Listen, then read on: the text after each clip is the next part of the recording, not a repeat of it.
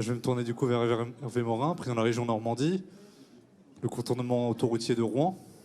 Est-ce que vous avez peur qu'il soit en sursis? Parce que hier, monsieur le ministre, vous avez parlé d'autoroutes qui pourraient être abandonnées. À Rouen, comment ça se passe d'après vous? Écoutez, moi j'ai entendu la Première ministre il y a 1 mois et demi dans un bureau. J'ai entendu ce qu'elle m'a dit. Ah, qu'est-ce qu'elle vous a dit? Écoutez, je laisse le soin au gouvernement de le faire. Mais pour moi, la parole a un sens. Voilà. Donc on verra. Okay. Où en est le contrat de plan État-région en Normandie? Le contrat de plan État-région, il est à peu près finalisé. Pour nous, les sujets sont, j'allais dire, au-delà du contrat de plan. Sur la question ferroviaire d'une région qui a massivement investi dans un réseau qui était totalement obsolète parce que la France a totalement abandonné son réseau intercité pendant des décennies. On a quand même investi 2 milliards d'euros dans notre réseau ferroviaire. Ça va enfin beaucoup mieux, mais on a un vrai sujet. Quand j'entendais hier soir le maire de Saint-Malo me dire qu'il mettait 2h17 pour aller à Paris, plus les années, plus on avance dans le temps, plus on met de temps pour aller à Paris quand on prend le train.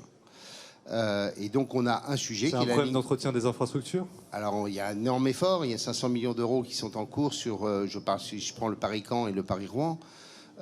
Mais ce qui est sûr, c'est qu'on a un projet sur lequel il n'y a pas le premier centime de mis pour l'instant, qui est la ligne nouvelle Paris-Normandie, avec 2 sujets, qui est le premier, ce qu'on appelle le saut de mouton dans la gare Saint-Lazare, que la Normandie finance en totalité, parce que la région Île-de-France ne souhaite pas la financer, donc on doit cofinancer avec l'État. Et pourquoi la région, ça bloque avec la région Île-de-France? Parce que Valérie Pécresse nous dit qu'elle a autre chose à financer et qu'elle a tellement de priorités que c'est pas sa priorité. Je vous la résume, mais c'est à peu près ça. Et deuxièmement, parce que nous devons absolument avoir une voie nouvelle sur le Mantois, qui est la clé de toute capacité à faire rouler un train de plus.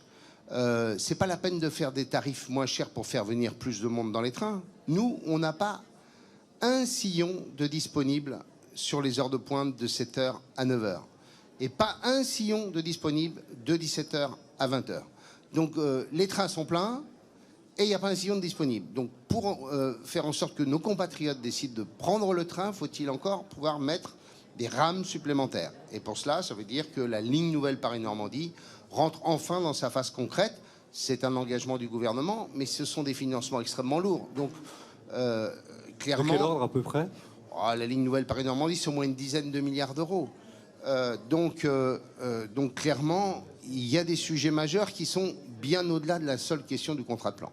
C'est qu'on fera plus que ça. Avant même que le président de la République évoque cette question un jour dans une interview, dans une vidéo YouTube en train de répondre à des Twitter. Sans qu'à aucun moment il n'y ait discussion. Il a dit dans sa campagne aussi. Sans qu'il n'y ait au préalable aucune discussion avec les régions en disant tenez, qu'est-ce que vous en pensez? Enfin, je sais pas, moi, dans un modèle normal, on aurait un gouvernement qui s'adresserait aux régions, aux collectivités en fonction de leurs compétences. Écoutez, on a envie de bosser sur cette question. On va d'abord se réunir en amont et puis après, on vous fera des propositions. Là, c'est l'inverse. On fait des effets d'annonce et puis après, on vous dit, on va bosser là-dessus. Bon. Le premier rapport, il date de 2020. Donc il y a eu très bien. Oui, il y a eu le rapport de SNCF. Les rapports, il en est produit toutes les semaines dans l'administration française. Et donc, clairement, bon, très bien, ne parlons plus de la méthode. Sur le fond, tant avec Rouen qu'avec Caen, on a bossé déjà sur ces services express métropolitains. Très clairement, quand on nous annonce 800 millions d'euros dans le contrat de plan, on est très très loin de ce qu'il faut pour mettre en place de tels services. On dit que c'est la somme qu'il faut pour Bordeaux Métropole, par exemple. Je ne sais pas combien il faut pour Bordeaux, mais tout ce que je sais, c'est qu'on va pouvoir améliorer à la marge de service dès lors qu'il n'y a pas de grands programmes d'infrastructure. Encore faut-il qu'on soit en capacité de pouvoir commander et obtenir des rames permettant de faire le service, qui est un autre sujet, parce qu'il y a là aussi un vrai sujet avec Alstom qui n'est pas capable de fournir la totalité de la commande à l'heure actuelle.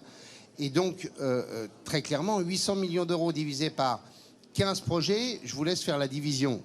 Quand vous connaissez le coût de chaque chantier quand il s'agit de rails, vous voyez bien que ce n'est pas ça qui va nous permettre de beaucoup progresser.